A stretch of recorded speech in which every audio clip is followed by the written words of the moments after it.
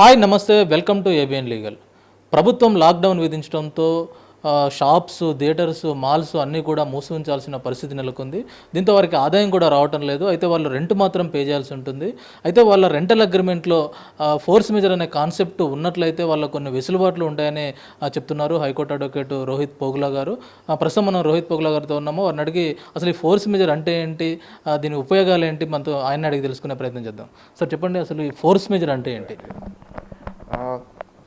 సాధారణంగా ఈ force majeure అనే కాన్సెప్ట్ యాక్చువల్గా మీరు చూస్తే it is a literal interpretation తీసుకుంటే ఇది ఒక ఫ్రెంచ్ వర్డ్ అండి.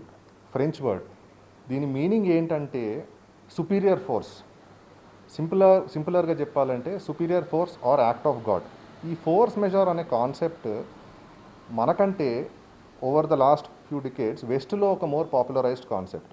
మన దగ్గర ఏంటంటే ఈ మధ్యకాలము అగ్రిమెంట్స్ ఇలాబరేట్ అవ్వడం వల్ల, more importantly corona pandemic effect అవ్వడం వల్ల ఈ కాన్సెప్ట్కి ఇంపార్టెన్స్ పెరిగింది. యాజ్ ఆఫ్ టుడే ఈ ఫోర్స్ మెజార్ అనే కాన్సెప్ట్ ఏ స్టాచ్యూట్లో డిఫైన్ చేసి లేదు స్పెసిఫిక్గా.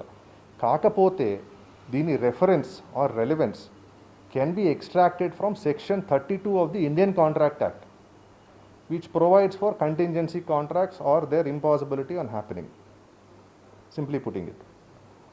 ఈ ఫోర్స్ మెజార్ అంటే ఏంటి, force మెజార్ are act of God అంటే ఏంటంటే అండి, బేసిక్గా కొన్ని సందర్భాలు వస్తాయి కొన్ని అగ్రిమెంట్స్లో. ఆ సందర్భాల వల్ల parties to that contract will not be able to perform their obligations.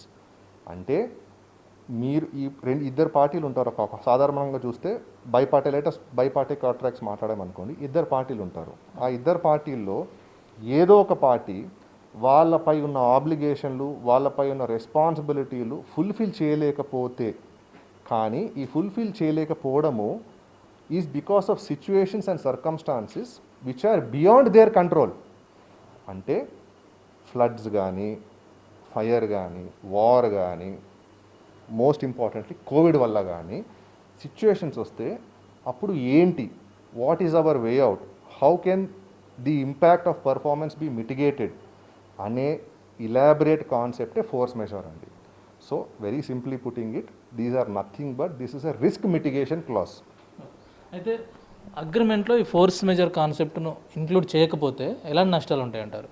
అంటే రెండు విధానాలండి. ఫస్ట్ అండ్ ఫార్మోస్ట్ ఏంటంటే, like I told you before also, force majeure is a recent concept which has not been defined elaborately as per the statutes in India, but inference can be drawn from provisions of the Indian Contract Act. ఇప్పుడు ఒక సిచ్యువేషన్లో ఒక party అతనికి normal సర్కమ్స్టాన్స్లో వాళ్ళ obligations fulfil చేయలేకపోయిన సందర్భంలో other party ఏం చేస్తారు, violation of the obligation అని ఏదైనా లిటిగేషన్ ఇనిషియేట్ చేయొచ్చు. నోటీసులు ఇవ్వడం కానీ, లిటిగేషన్ ఇనిషియేట్ చేయడం కానీ, డ్యామేజెస్ క్లెయిమ్ చేయడం కానీ, ఇట్లాంటి సందర్భాలు ఉంటాయి. ఇట్లాంటి సందర్భాలు అవాయిడ్ చేసుకోవడానికే ఫోర్స్ మెజార్ అనేది పెట్టుకుంటే it will be beneficial for both the parties. నా most importantly I will give you an example. ఇప్పుడు టెనెన్సీ క్లాజెస్ రెంటల్ అగ్రిమెంట్స్లో ముందు లేకపోయినా ఇప్పుడు ఈ మధ్య కాలంలో పాండమిక్ రావడం తర్వాత కానీ ఈ ఫోర్స్ మెజార్ అనే ఇన్కార్పొరేట్ చేయడం జరిగింది చాలా మటుకు. వెరీ సింప్లీ పుట్టింగ్ ఇట్, కొన్ని క్లాజులు ఉంటాయి. అంటే ఇప్పుడు కొన్ని సిచ్యువేషన్స్లో రెంట్ కట్టలేకపోని పరిస్థితులు ఉంటాయి, లేదా రెంట్ సస్పెన్షన్ కోసం అడగాల్సిన సిచ్యువేషన్ కూడా రావచ్చు. ఇట్లాంటి సిచ్యువేషన్స్లో ఈ ఫోర్స్ మెజార్ అనే కాన్సెప్ట్ పెట్టుకుంటే టెనెంట్స్కి it is a very advisable scenario. Force majeure అనే కాన్సెప్ట్ని ఇప్పుడు కోవిడ్-19నే తీసుకోండి. దీన్ని న్యాచురల్ కెలామిటీ కింద ఫిబ్రవరి 2020లోనే మినిస్ట్రీ ఆఫ్ ఫైనాన్స్ ఆఫీస్ మెమరాండంతో డిక్లేర్ చేసింది. In effect as of today this pandemic, global pandemic is a force majeure event. దీనివల్ల రెగ్యులర్ కాంట్రాక్ట్స్లో, రెంటల్ అగ్రిమెంట్స్లో కూడా పార్టీస్ వాళ్ళపై ఉన్న బాధ్యతలను ఫుల్ఫిల్ చేయలేకపోయిన సందర్భాలలో they can rely or come back to a force majeure provision and claim, if not exemption, they can claim suspension for a certain period of time. ఇప్పుడు ఒక పార్టీ వాళ్ళ ఆబ్లిగేషన్స్ ఫుల్ఫిల్ చేయలేని సందర్భంలో ఏంటి, ఎలా అనేది కూడా క్లియర్గా డిఫైన్ చేసుకుంటారు. అంటే కోవిడ్-19 వల్ల లాక్డౌన్లు వచ్చినాయి. లాక్డౌన్లు రావడం వల్ల బిజినెస్లు ఎఫెక్ట్ అవుతాయి, నాన్ ఎసెన్షియల్ సెక్టర్ ఎఫెక్ట్ అయింది. ఆ సిచ్యువేషన్లో రెంట్ కట్టాలా కట్టకూడదా, నేను ప్రెమిసెస్ లీజ్ పైన తీసుకున్నాను, నాకు సస్పెన్షన్ వస్తుందా రాదా, ఇవన్నీ కొన్ని unanswered questions can be addressed in a more effective manner. దీనివల్ల litigation between parties can be reduced, can be mitigated. సాధారణంగా పెద్ద పెద్ద కాంట్రాక్ట్స్లో, పెద్ద పెద్ద రెంటల్ అగ్రిమెంట్స్లో, whether it is MNCs or software parks, వీళ్ళవి డీటెయిల్డ్గా ఎలాబరేట్గా ఉంటాయి అగ్రిమెంట్స్. ఇట్లాంటి సిచ్యువేషన్ రావడం వల్ల ఇప్పుడు మనకు కోవిడ్-19 ఉంది, తుఫాన్ కూడా రాబోతుంది అంటున్నారు రెండు మూడు రోజుల్లో, వాట్స్ ఎవర్, మనకి ఎఫెక్ట్ అవ్వచ్చు అవ్వకపోవచ్చు. కానీ ఎఫెక్ట్ అయిన సందర్భంలో there might be some obligations which one party might not be able to fulfil. So ఏంటి అట్లా ఏం చేయొచ్చు, అట్లా సందర్భం వస్తే ఏం చేయొచ్చు మనము? నేను పని చేయట్లేదు కదా, రెంట్ ఎందుకు కట్టాలి, కానీ నేను ప్రెమిసెస్లో ఆక్యుపై చేసి ఉన్నాను కదా. ఈ సిచ్యువేషన్స్, ఈ మూట్ పాయింట్స్ అన్నీ కూడా ఇట్లాంటి ఫోర్స్ మెజర్ క్లాజులు యాడ్ చేసుకొని, రిస్క్ మిటిగేషన్ క్లాజులు యాడ్ చేసుకొని, వాటికి ఒక వేఅవుట్ చూపించుకుంటే పార్టీస్కి మధ్యలో లిటిగేషన్ తగ్గచ్చు. నార్మల్గా అంటే ఏంటంటే సాధారణంగా ఫోర్స్ మెజర్ అనే కాన్సెప్ట్ ఉండడము అనుకూలమైన కాన్సెప్ట్. అది లేని సందర్భంలో ఏంటి అనే ఒక పెద్ద క్వశ్చన్ వస్తుందన్నమాట. ఇక్కడ రెండు డిస్టింక్షన్లు చేయాలి. ఒకటి వచ్చేసి రెంటల్ అగ్రిమెంట్స్ ఒక డిఫరెంట్ డొమైన్, దాంట్లో we will come to that later. నార్మల్గా సర్కమ్స్టాన్సెస్ ఏంటంటే to evade liability or to escape liability for whatever reasons, section 56 of the contract act కింద some recovers can be found. 56 of the contract act speaks about frustration of contract.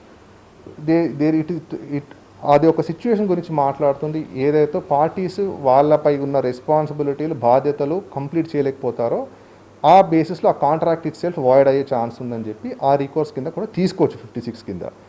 కానీ ఇక్కడ అర్థం చేసుకోవాల్సింది ఏంటంటే rental అగ్రిమెంట్స్కి మాత్రం ఈ 56 అనేది వర్తించదు అని సుప్రీంకోర్టు కూడా హోల్డ్ చేసింది.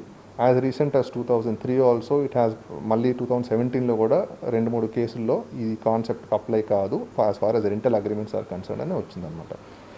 సో ఈ పరిస్థితుల్లో ఇప్పుడు చేయబోయే కాంట్రాక్ట్స్ కోసము, అది లీజ్ అగ్రిమెంట్లు కావచ్చు, రెంటల్ అగ్రిమెంట్లు కావచ్చు, అదర్వైజ్ రెగ్యులర్ అగ్రిమెంట్లు కూడా కావచ్చు, ఏ చిన్న అగ్రిమెంట్ కూడా కావచ్చు, hire purchase or employment contract or whatsoever like that కూడా అవ్వచ్చు అనమాట.